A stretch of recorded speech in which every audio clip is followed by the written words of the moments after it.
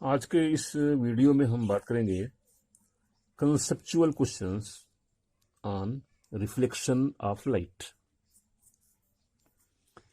इसमें लगभग पूरे चैप्टर को कवर किया गया है और उसमें केवल कंसेप्चुअल क्वेश्चंस लिए गए हैं। तो हम एक एक करके क्वेश्चंस लेते हैं और उसके आंसर्स भी समझाते हैं। पहला क्वेश्चन है, Why are spherical mirrors called as spherical mirror? Spherical mirrors को स्फेरिकल मिरर्स क्यों कहते हैं? इसका आंसर है, spherical mirrors are part of sphere. इसका मतलब यह है कि अगर कोई मान लिया स्फीयर है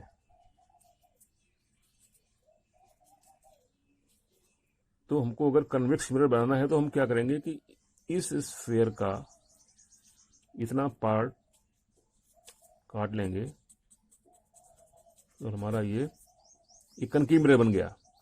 ये बन गया हमारा concave mirror. This is concave mirror. तो हम स्फेरिकल मिरर क्यों कहते हैं? क्योंकि this is the part of sphere. उसी तरह से कन्वेक्स मिरर हम बनाएंगे तो कैसे बनाएंगे? यहां से यहां पे लेंगे हम स्फीयर के, ग्लास का स्फीयर है, यहां से यहां लेंगे और इसके अंदर से हम कोटिंग कर देंगे। तो इसका हमारा जो रिफ्लेक्टिंग सरफेस ये है और इसका जो रिफ्लेक्टिंग सरफेस ये है। तो ये हो गया पहला question, why are spherical mirrors called as spherical mirrors? This is because the spherical mirrors are part of sphere. Next question, what are the types of spherical mirror? तो इसके दो टाइप्स हैं, one is concave mirror and second is convex mirror. I think this is clear. Concave mirror में क्या होता है कि इसका फोकस और सी रिफ्लेक्टिंग साइड में होता है। अब इसके बारे में और बाद में बताएंगे तो और क्लियर हो जाएगा। नेक्स्ट क्वेश्चन है, in which mirror reflecting side is towards the centre of mirror? Reflecting side ये है, तो इसका जो ये सेंटर है, सेंटर ऑफ कर्वेचर, तो रिफ्लेक्टिंग साइड तो कौन सा मिरर है जिसका कि सेंटर, इसका सेंटर ऑफ कर्वेचर जो कि रिफ्लेक्टिंग साइड में है? ये है कनकेव मिरर। इसका उत्तर होगा कनकेव मिरर, क्योंकि इसका जो रिफ्लेक्टिंग साइड है इस साइड में है, towards the centre. Next question है, in which mirror reflecting side is always away from the centre of mirror? In which mirror reflecting side is away from the centre of mirror? ये है convex mirror. ये convex mirror है, इसका centre ये है, लेकिन जो हमारी जो रिफ्लेक्टिंग साइड है, रिफ्लेक्टिंग जो हमारा जो रे जो यहाँ पे आ रहा है, इंसिडेंट हो रहा है और रिफ्लेक्ट हो रहा है, दिस इज दी अवे। इसमें अवे नहीं है, यहाँ पे इंसिडेंट रे है और ये इस तरह से आ रही है। In this case, in concave mirror, the reflecting ray is towards the center, not away. But in this case, the reflecting ray is away from the center. तो इसका उत्तर क्या होगा? Convex mirror.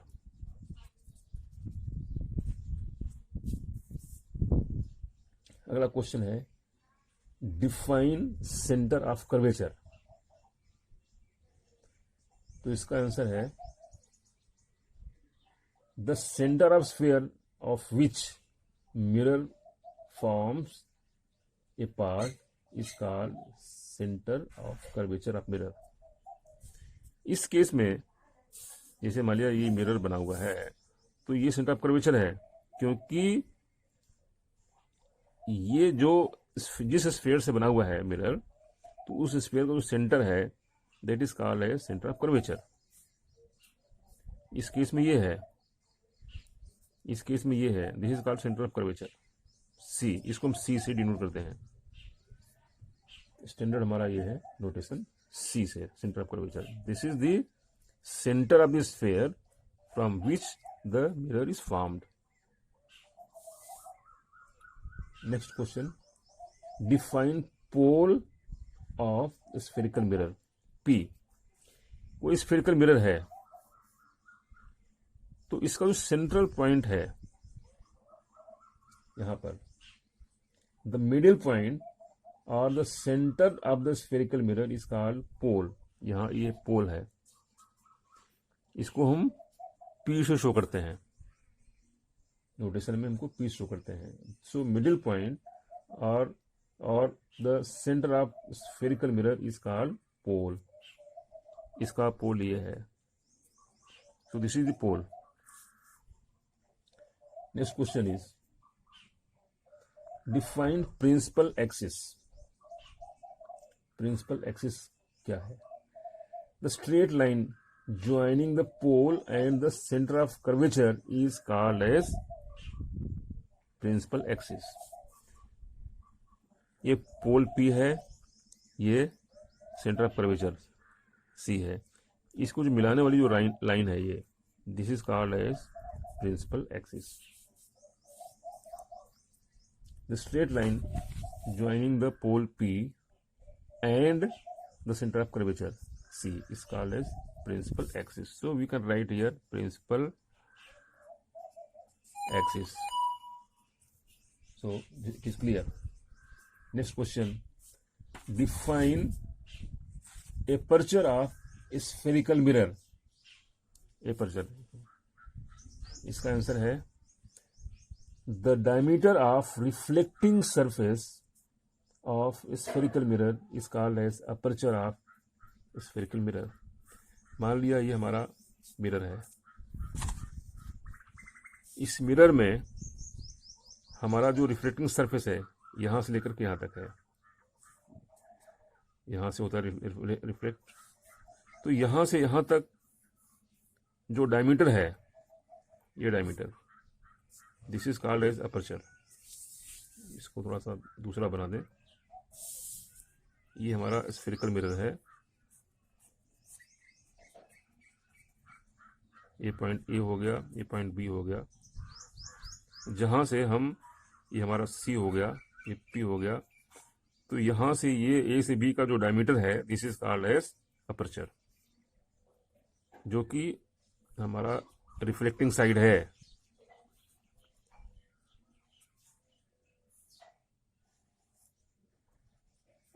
This is aperture. यहां से ये जो इस area को हम कहते हैं aperture. So aperture is clear. Now next question is define normal of spherical mirror. Normal क्या है? इसका आंसर है any line passing through centre of curvature C and the spherical mirror is called normal. ये हमारा spherical mirror है,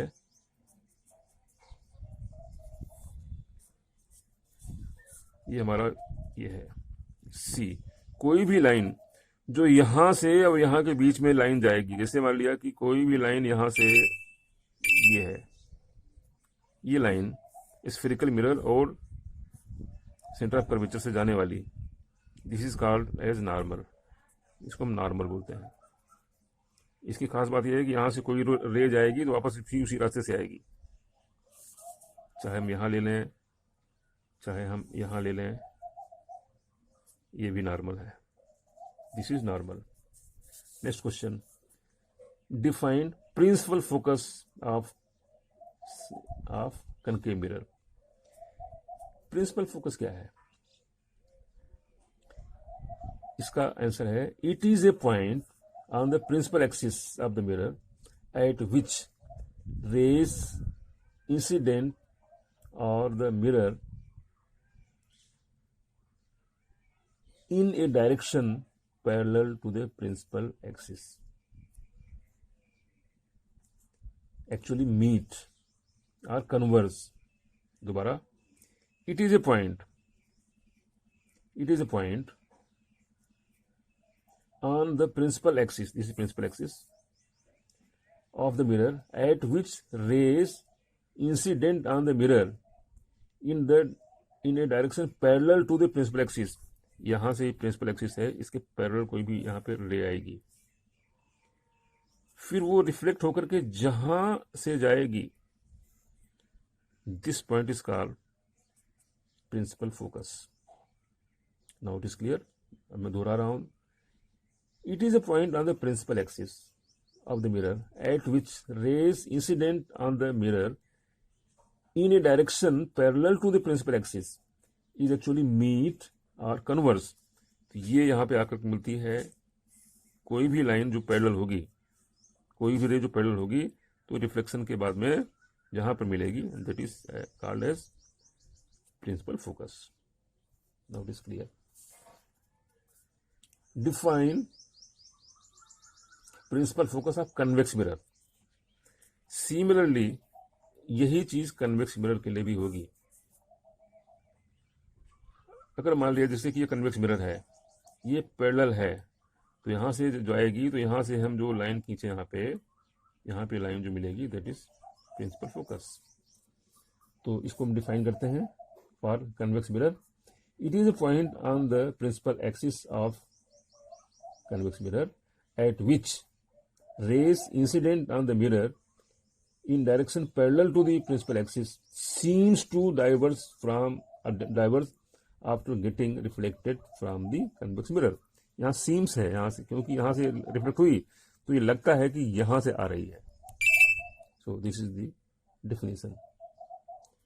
Next is, what is the relation between radius of curvature and focal length f? C में और F में क्या अंतर है? जो यहां जो फोकल लेंथ है उसको हम बोलते हैं F, और ये सेंटर ऑफ कर्वेचर से जो P की डिस्टेंस है इसको हम बोलते हैं C. इन दोनों में क्या रिलेशन है? इसको हम R बोलते हैं बेसिकली. C तो इसका ये पॉइंट का नाम है. R is radius of curvature, F is the principal focus, focal length. So दोनों में क्या रिलेशन है? तो रिलेशन है R is equal to 2F. Means principal focus C और P के एग्जैक्ट बीच में होता है. This is the. इसको बाद में करें. ऐसा क्यों होता है? क्योंकि हम इसका डेरिवेशन बाद में करेंगे. अभी बस ये R is equal to 2F. Next question. Reflected ray of a concave mirror is passing through the principal focus. What about incident ray? ये मान लिया मिरर है, concave मिरर है. This is the principal axis. This is P. This is C. This is F. Center of curvature, principal focus, pole. अब question ये है, reflected ray of a concave mirror is passing through the principal focus. Reflect होकर के कोई रे यहां से पास हो रही है प्रिंसिपल फोकस से, तो इंसिडेंट रे कहाँ होगी? इंसिडेंट ये तो होगी रिफ्लेक्टेड रे. तो इसकी जो इंसिडेंट रे होगी, that will be parallel to the principal axis. This is incident ray and this is reflective ray. तो ये रहा इसका answer. Its incident ray is coming parallel to the principal axis. जो principal axis है इसके parallel आ रही है incident ray. ये इसका आंसर है. अब अगले जो क्वेश्चंस हैं वो सारे डिपेंड करते हैं, हम डिफरेंट पोजीशन पे हमारा ऑब्जेक्ट है, तो उसके बाद में उसकी इमेज कहाँ बनेगी उस पर क्वेश्चन डिपेंड करते हैं। वैसे इसको तो हम अगले वीडियो में लेंगे, लेकिन कुछ क्वेश्चन अभी हम ले लेते हैं। ये क्वेश्चन है, a ray of light retraces its path in spherical mirror. What is its incident detail? Retraces means ये हमारा मिरर है, तो ये जहां से जा रही है वहीं से वापस आ रही है। ये हमारा ये P है, this is F, this is C। तो retraces क्वेश्चन है, a ray of light retraces its path in spherical mirror. What is its incident detail? रे जो है कैसे आएगी? तो हम जानते हैं कि incident ray is passing through the center of curvature as it is incident normally to the retrace itself. हमने पहले देखा था कि सेंटर ऑफ कर्वेचर से जो भी रे आएगी उसी रास्ते से वापस जाएगी, इसको हम नॉर्मल कहते हैं। तो यही इसका आंसर है। तो अगर रीट्रेस हो रही है तो रीट्रेस वहीं से होगी जो कि इसका जो नॉर्मल होगा, सेंटर ऑफ कर्वेचर से आएगी। सो दिस इज दी, ये भी एक कंसेप्चुअल क्वेश्चन है। The incident ray is passing through the centre of curvature as it is incident normally to retrace itself. अगला question, the incident ray of light passing through the focus, what about its reflected ray? This is the mirror. Question is reflected ray, incident ray of light is passing through the focus. यहां से आ रही है आपकी incident ray, ये focus है, ये centre of curvature है, ये P है, this is the incident ray. Then what about the reflected रे?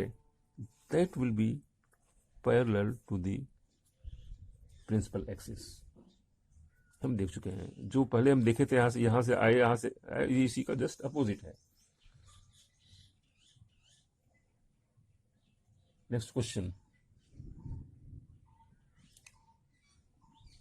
the object is placed at infinity large distance in front of concave mirror. What about its image? Now these are the questions. These are 6 questions जो कि हम next video में लेंगे। वैसे इस case में हम कर ही देते हैं ये क्वेश्चन। ये क्वेश्चन करने के लिए हमको हर क्वेश्चन में हमको ये बनाना पड़ेगा हमको। अब मान लिया ये इन्फिनिटी पे है, this is P, this is F, this is C। अब मान लिया इन्फिनिटी से कोई ऑब्जेक्ट वहां रखा हुआ है, यहाँ पे 2 रे आई। तो अब इसका हम डायग्राम कैसे बनाएंगे, पहले तो ये जानना जरूरी है। इसका डायग्राम बनाने के लिए, इसका रे डायग्राम बनाने के लिए हम क्या करते हैं, पहले C से, मान लीजिए पॉइंट A है, ये पॉइंट B है, C से इस पॉइंट को मिलाया हमने, दिस इज नॉर्मल। फिर जो एंगल ये है वही एंगल इस नॉर्मल से बनाते हुए हमने ड्रा किया।